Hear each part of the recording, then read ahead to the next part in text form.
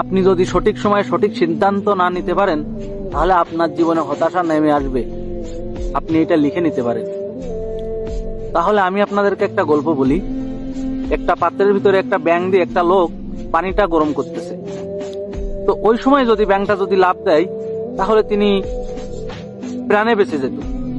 তো ওই লোকটা পানি গরম করতে করতে তখন ব্যাঙের দীর্ঘ সময় হওয়ার কারণে ব্যাঙটাও আস্তে আস্তে নিজের শক্তিমাত্রা হারিয়ে ফেলছে। তো ওই সময় ব্যাঙটা চাইলেও আর লাভ দিতে পারলো না দেওয়ার কারণে দেখা গেল ব্যাঙটা মারা গেল।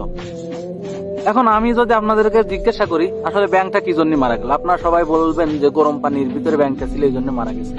আসলে এমনটা না।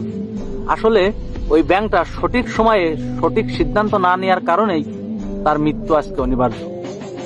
এবং আমাদেরকে সবসময়ের জন্য মাথায় রাখতে হবে, আপনি সঠিক সময়ে সঠিক সিদ্ধান্ত নিতে হবে।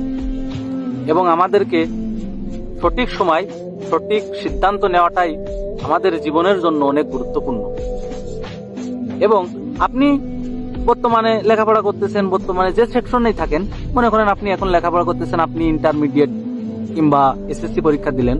আপনার যদি মনে চায় যে আমার নেক্সটে লেখাপড়া তেমন একটা হবে না, আমি করতে পারবো না, কন্টিনিউ করতে পারবো না, তাহলে আমি আপনাকে বলি যে আপনি ইমিডিয়েটলি যে কোনো একটা সঠিক সিদ্ধান্ত নেন।